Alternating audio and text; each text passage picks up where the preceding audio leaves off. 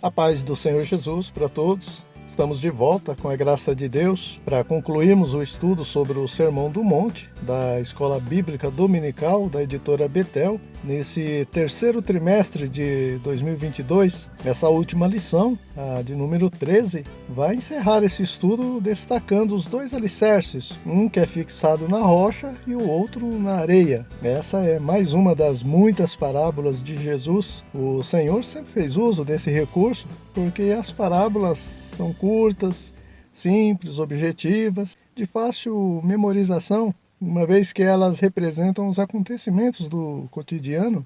Apesar de Mateus também registrar essa passagem, o comentarista optou como texto de referência o capítulo 6 do Evangelho segundo Lucas, versículos do 47 ao 49, que diz assim: Qualquer que vem a mim e ouve as minhas palavras e as observa, eu vos mostrarei a quem é semelhante. É semelhante ao homem que, ao edificar uma casa, cavou, abriu bem fundo e pôs os alicerces sobre a rocha. Vindo, porém, a enchente, bateu com ímpeto a corrente naquela casa e não a pôde abalar, porque estava fundada sobre a rocha. Mas o que ouve e não pratica é semelhante ao homem que edificou uma casa sobre terra, ou sobre a areia, conforme diz Mateus, e sem alicerces, na qual bateu com ímpeto a corrente e logo caiu, e foi grande a ruína daquela casa. Esse então é o texto de referência de hoje para a nossa reflexão. Trata-se de um texto bem conhecido, assim como a sua aplicação na vida espiritual, mas é a palavra de Deus. E mesmo sendo muito conhecido o texto, Deus tem algo a nos ensinar hoje também. Irmãos, a palavra de Deus será sempre a boa semente, só que depende do terreno para dar frutos, né? Depende da recepção de cada coração. Uma mesma palavra vinda de Deus pode soar tanto como um duro discurso, quanto como palavra de vida eterna. Eu acredito que todos sabem o que é um alicerce, mas se alguém ainda tem dúvidas, alicerce é uma estrutura de concreto subterrânea, ou seja, está em oculto, ninguém vê, mas que faz toda a diferença na sustentação de uma construção externa, independente da aparência dessa construção. Então, quando Jesus compara alguém que ouve a sua palavra e obedece com uma casa inabalável alicerçada sobre uma rocha sólida, ele está dizendo que a fé, que também é invisível, gerada pela palavra, porque a fé vem pelo ouvir a palavra de Deus, a fé deve estar fundamentada em alguém firme como uma rocha, ou seja, no próprio Senhor. Conforme diz o salmista no Salmo 62, versículo 2, o Senhor é a minha rocha e a minha salvação, não serei abalado. Então é necessário estar fundamentado nessa rocha para que possamos permanecer firmes em meio às adversidades externas. Diferentemente da casa alicerçada sobre a areia, que representa alguém que até ouve a palavra de Deus, mas não pratica, porque não deposita sua confiança em Jesus diante das adversidades, mas em preceitos humanos, ou nos seus próprios esforços, ou em qualquer outra coisa. E a tendência é essa pessoa desabar espiritualmente. E o propósito de Jesus ao nos revelar a sua palavra nunca foi que ela fosse anunciada em vão, mas que produzisse uma verdadeira transformação na vida de cada um que a ouve. Mas para isso é necessário crer, receber e obedecer à palavra de Deus. Por isso, os objetivos de hoje é falar acerca da importância de ouvir e praticar a palavra, ensinar como devemos edificar de maneira correta, além de destacar alguns exemplos práticos acerca dessa parábola dos dois alicerces. O tópico 1 destaca que é importante ouvir e praticar a palavra de Deus para que o poder da palavra seja notório, seja manifesto.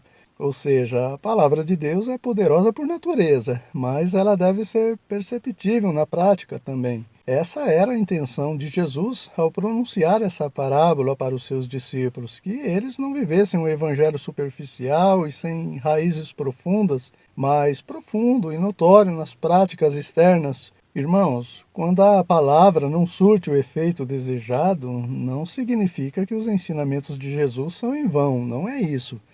A palavra de Deus não volta vazia, ela sempre cumpre seus propósitos porque ela é poderosa em sua essência independente de qualquer coisa. Mas aqueles que ouvem a palavra e não praticam, esses a recebem em vão. É diferente. O problema não está na palavra, mas na recepção, no coração. O problema não está na boa semente, mas no solo infértil. Interessante que, apesar do princípio ser o mesmo nessa parábola dos dois alicerces e na parábola do semeador, a ilustração é diferente. Aqui, a fé gerada pela palavra deve estar enraizada na rocha para ficar firme e não na terra. Já na parábola do semeador, ela só terá raiz profunda e firme se semeada em terra fértil e fofa, não em pedregais. Nesse tópico também nós vamos entender a dimensão dessa parábola de Jesus e aprofundar mais na questão daquele que ouve e pratica a palavra e na simbologia dos dois alicerces, a rocha e a areia. Com relação à dimensão dessa parábola, como falamos no início, Jesus empregava esse método para ensinar verdades importantes sobre o reino, já que parábola é uma comparação entre algum acontecimento terreno e com uma verdade celestial. Mas notem que nessa parábola em questão, Jesus não mencionou um terceiro alicerce. Ou a pessoa está edificada na rocha ou na areia. Ou ela crê em Deus ou não crê. Existem no mundo várias religiões, várias crenças. A fé é depositada em várias entidades, mas a religião verdadeira é aquela cuja fé é depositada na rocha, no Deus verdadeiro e evidenciada pelo amor ao próximo, às viúvas, aos órfãos. Toda obra que a pessoa fizer deve ser motivada pela fé. Então, todas as demais religiões são areias, são falsas, porque não religam o pecador a Deus. E no contexto da época de Jesus, o terreno arenoso que ele se refere eram os ensinos farisaicos da justificação pela lei, que incluía a circuncisão, a guarda do sábado, que Jesus deu o nome de fermento dos fariseus, além de depositarem sua confiança no fato de serem descendentes de Abraão. Tudo isso é ser edificado sobre a areia. Esse era o ponto de vista de muitos naquela época, e nos dias atuais não é diferente. A gente vive numa cultura em que cada um expressa seu ponto de vista sobre o bem e o mal. Só que Jesus nos mostra, através da sua palavra, o caminho do bem, e que não resta dúvidas, é o melhor caminho.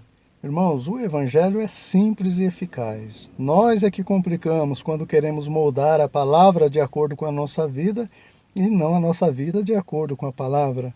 Mas só os que estão dispostos a adaptarem suas vidas de acordo com a palavra de Deus é que suportarão os ataques, os vendavais, as tempestades do dia a dia e permanecerão de pé. Percebam também que nessa analogia dos dois alicerces, ambos ouvem a palavra, mas a diferença está no praticar ou não. Então o princípio aqui é o mesmo da parábola das 10 virgens, onde todas tinham tudo em comum, eram virgens, tinham lamparinas, todas aguardavam o mesmo esposo, todas elas se cansaram e dormiram, mas a diferença estava no alicerce, que nesse caso era o azeite. 5 delas não estavam preparadas porque não tinham azeite de reserva, e a presença do azeite fez toda a diferença para o encontro com o noivo, com o esposo. Assim como a obediência na questão dos dois alicerces faz toda a diferença para a salvação. E tanto a parábola das 5 virgens loucas e 5 prudentes, quanto a do alicerce sobre a rocha e sobre a areia apontam para duas igrejas. A visível, que todos veem, e a invisível, que só Deus conhece e que está também no meio da igreja visível. Porque não tem como negar, existem esses dois tipos de igrejas. Você observa isso em vários textos bíblicos. Além da parábola das 10 virgens e dos dois alicerces, você vê esse mesmo princípio na parábola do joio e do trigo. O mesmo nos ensina aquela história de Ruth e Orfa. E da mesma forma, os textos que falam sobre o arrebatamento: estarão 2 no campo, 2 no moinho, 2 numa cama, um será tomado, o outro será deixado. Além daqueles poucos vivos no meio dos mortos na igreja de Sardes, lá no livro do Apocalipse. Todos esses textos apontam tanto para os crentes que ouvem e praticam a palavra, e para os que ouvem e não praticam. Agora a questão que fica é: que tipo de crente eu tenho sido? Qual tem sido a minha escolha? Onde eu tenho edificado minha casa, né? Em quem ou em que eu tenho confiado?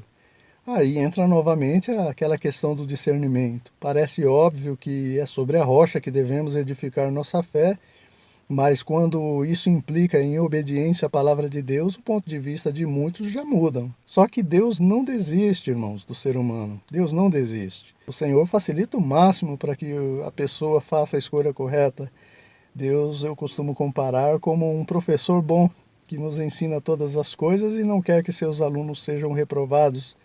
E ele não somente dá a dica da resposta correta nessa questão, mas já aponta a resposta certa. Tenho proposto a vida ou a morte, escolha a vida, para que vivas tu e a tua semente. Tenho proposto 2 portas e 2 caminhos. Entrai pela porta estreita e sigam pelo caminho apertado. E se alguém ainda tem dúvidas com tudo isso, sobre o que representa a vida, a porta e o caminho, Jesus esclarece mais ainda: eu sou esse caminho, eu sou a vida, ninguém vai ao Pai senão por mim. Eu sou a porta, entrai por mim e salvar-se-á. Percebe, irmãos? Deus faz tudo isso porque Ele não quer que ninguém se perca, que ninguém seja destruído pelas dificuldades do dia a dia. Irmãos, se fosse numa faculdade, não teria como alguém ser reprovado com tanta ajuda do professor. Só se o aluno abandonasse a faculdade e o professor. E, infelizmente, é o que muitos alunos, muitos discípulos de Jesus fazem. Abandonam a fé porque acham difícil e duro o discurso de Jesus. Infelizmente é assim. Muitos têm resistido à voz do Espírito Santo, deixando de edificar a vida espiritual sobre a rocha, sobre a obediência a Cristo, a sua palavra, e optam por edificar sobre a areia, sobre a desobediência, sobre uma vida ditada pela razão e os preceitos humanos. Outra observação importante nesse texto é que, como falamos no início, o alicerce fica camuflado. A diferença entre quem está edificado sobre a rocha e a areia não é perceptível aos olhos naturais, como aquelas 10 virgens. Às vezes uma casa não é tão bela, mas ela pode estar edificada sobre um firme fundamento. Outra já é bela e notável exteriormente, mas quem garante que ela não está fragilizada sobre um alicerce de areia? A diferença se percebe quando bate o vendaval, os tsunamis.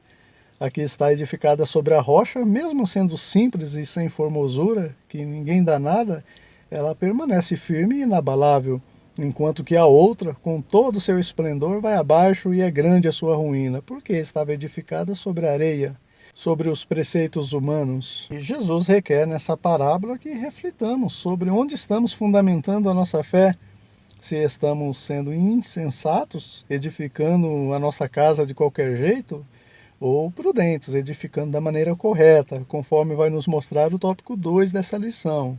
Esse tópico vai nos mostrar também que há semelhança entre ambos os construtores, que o alicerce é que define o que a casa vai suportar e que a rocha que deixa a construção de uma casa espiritual firme e inabalável é Cristo, porque Ele é o Verbo, a palavra que se fez carne e habitou entre nós. Irmãos, um construtor prudente, ele atenta para cada detalhe de uma construção, inclusive o material que foi construído as colunas dessa casa, porque se edificar uma casa sobre a rocha com colunas de madeira, da mesma forma que a casa edificada sobre a areia, essa casa estará vulnerável à chuva, aos ventos e principalmente ao fogo. E edificar sobre a rocha com colunas de madeira representa obedecer à palavra de Deus com motivações erradas, com o propósito de querer se justificar pelas obras, como aquele fariseu de uma das parábolas de Jesus, que achava estar sendo justificado porque dizimava, jejuava.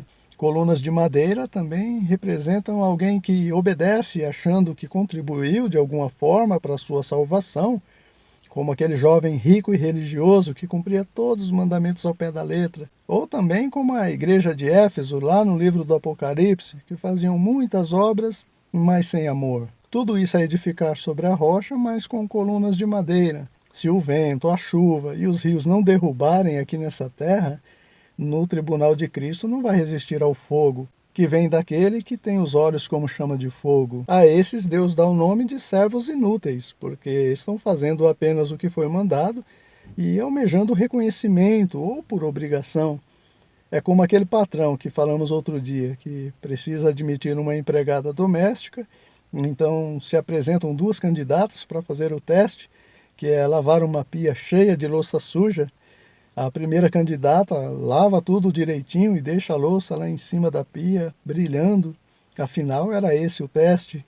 Mas uma semana depois, a segunda candidata lava toda a louça também, seca com um pano e guarda tudo no armário. Qual será a candidata que o patrão vai admitir, irmãos?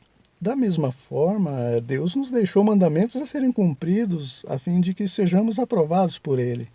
Mas quando fazemos apenas o que nos foi mandado e com motivações diferentes, Ele vai dizer para nós, servos inúteis. Interessante que a gente se alegra quando ouve que Deus é poderoso para fazer muito mais abundante, além do que pedimos ou pensamos, mas não queremos fazer nem o que Deus nos pede, muito menos além.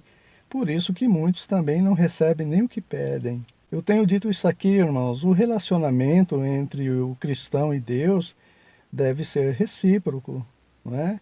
Se Deus nos ama acima de toda a criação, porque quando Ele criou o sol, lua, estrela, mar, a terra, todas as árvores e os peixes, Deus disse que era bom. E quando nos criou, disse que é muito bom. Então, irmãos, se Deus nos valoriza acima de toda a criação, nós devemos também amar a Deus sobre todas as coisas. A palavra do Senhor diz que nós somos como a menina dos olhos de Deus, mas a mesma palavra diz que Deus requer que nós tenhamos a sua palavra como a menina dos nossos olhos, percebe? Irmãos, a gente precisa entender uma coisa: por mais que o nome do Senhor seja glorificado por meio da nossa obediência à palavra, isso é pouco, é muito pouco. Ou melhor, isso não é nada em vista do que Deus merece. Outra observação importante nesse tópico é que uma casa não se constrói de cima para baixo, começando pelo telhado ou pelas paredes, mas pelo alicerce. Mas eu tenho uma boa notícia: se por acaso você já construiu sua casa espiritual sem o fundamento chamado Jesus, você pode derrubar tudo e recomeçar com o fundamento firme. Paulo fez isso. Tudo que ele havia feito por religiosidade sobre a areia, ele considerou como esterco, como perda por Cristo, e recomeçou. Irmãos, e a casa de Paulo, ela ficou tão firme que, mesmo batendo vários rios, chuvas, ventos, lá no capítulo 11, versículos 23 ao 28 da sua segunda carta aos Coríntios, você observa essa lista enorme de sofrimento de Paulo pelo Evangelho, mas ele permaneceu inabalável a ponto de chamar todo esse sofrimento de bom combate. Tudo isso porque ele estava com sua vida espiritual edificada sobre a pedra angular, rejeitada por muitos edificadores, a rocha da firme construção chamada Cristo. Mas por que essa rocha foi rejeitada por muitos e substituída pela areia? Porque, como diz aí no item, cavar na areia é mais fácil. Até com a mão você cava. Já na rocha, mesmo com uma britadeira, se torna difícil. E, infelizmente, a multidão quer moleza, porque essa é a tendência natural do ser humano. Procurar um jeito mais fácil para tudo, mesmo que ofereça risco futuramente. Se edificar sobre a rocha diz respeito a renunciar ao pecado, a levar uma vida de santificação, isso é muito difícil. Duro é esse discurso, quem poderá ouvi-lo? É melhor confiar que só o fato de sermos circuncidados, descendentes de Abraão, já nos garante a salvação. Irmãos, o discurso de Jesus é duro para quem é mole, ou para quem quer moleza. Na verdade, o discurso de Jesus é rocha, é palavra de vida eterna. E a gente precisa entender que o reino de Deus é tomado à força. A porta é estreita, o caminho é apertado, mas é a porta da salvação e o caminho para a vida. É melhor enfrentar um longo deserto pela frente com suas dificuldades, mas chegar em Canaã com as bênçãos de Deus, do que seguir por um caminho mais curto, sem a aprovação de Deus, e que vai nos conduzir de volta para o Egito. Chegamos no tópico 3, que vai aprofundar mais um pouco nesses ensinamentos práticos acerca dessa parábola dos dois alicerces. É necessário aprofundar mais nesse assunto, porque quanto mais fundo cavarmos, quanto mais estudarmos o local onde nossa casa espiritual será construída, mais firme ela estará, ao invés de apenas aparência. Além de estarmos mais preparados para o perigo das incertezas futuras, mas para isso Jesus deve ser o fundamento das nossas vidas. E esse fundamento deve ser profundo. Conforme Pedro disse em sua carta, crescei na graça e no conhecimento do Senhor Jesus. Também o profeta Oséias, ele diz, conheçamos e prossigamos em conhecer o nosso Deus. Ou seja, aprofundemos o nosso alicerce na rocha, porque estando com a nossa casa espiritual bem edificada, poderemos resistir com firmeza aos ataques da vida cotidiana que baterão com ímpeto. Talvez alguém diga, como assim, irmão? Mesmo a gente com a nossa casa edificada sobre a rocha, na obediência à palavra, vão bater os rios, as chuvas e os ventos? Sim, vão. O crente fiel, ele tem muitos problemas também, muitas lutas, muitas afrontas, muitos ataques do inimigo, porque do mesmo jeito que a chuva, como bênção de Deus, cai sobre justos e injustos, a chuva, aqui nesse contexto, representada pelos problemas, batem fortemente também sobre justos e injustos. Independente se a casa está construída sobre a areia ou sobre a rocha, o lobo mau, o maligno, né, não quer derrubar somente a casa de palha, de madeira e edificadas na areia, mas também a de tijolos edificadas sobre a rocha. O que fará a diferença no destino final da casa é a estrutura e não a aparência. Jó passou por isso, mesmo sendo justo, íntegro, reto, próspero, ele sofreu uma avalanche de ataques externos com ímpeto, confirmando que também é possível uma casa ter boa aparência e estar bem edificada também. Quando o comentarista diz que a casa não deve ter aparência e sim firmeza, ele está dizendo no sentido que a casa não pode ter apenas aparência, porque tudo aquilo que é aparente, mas não se sustenta numa rocha, irá desabar. Mas se tiver aparência e também firmeza, melhor ainda. A avalanche bateu na bela, mas firme casa espiritual de Jó, e ele permaneceu com a sua casa espiritual inabalável, porque ela estava edificada sobre a rocha. Eu sei que o meu Redentor vive, e que por fim ele se levantará. E se levantou, fazendo cessar a tempestade, e seguiu-se grande bonança na vida de Jó. Já a casa espiritual da mulher de Jó veio abaixo diante da mesma avalanche, com a exceção da enfermidade de Jó, ou seja, bateu com menos ímpeto na mulher de Jó, mas sua casa espiritual veio abaixo porque estava edificada na areia, na comodidade, na facilidade, na prosperidade que eles tinham. Ela mesma confessou isso com suas próprias palavras: amaldiçoa o teu Deus, ou seja, não é o meu Deus, é o teu Deus. Só você está edificado na rocha, Jó. Amaldiçoa o teu Deus e morre. Enfim, irmãos, não sejamos apenas ouvintes da palavra, nos enganando com falsos discursos, seguindo uma religião vazia de Deus e cheia de rituais, mas cumpridores da palavra. A casa, nessa parábola de Jesus, representa, então, todos os aspectos da nossa vida, espiritual, material, familiar, financeiro, ou seja, todo o nosso investimento durante toda a vida, nossas conquistas, como vimos na vida de Jó. Ainda falando sobre Jó, irmãos, notem que ele temia que o vento pudesse bater ao contrário. Isso fala das perigosas incertezas futuras, seguida de prevenção.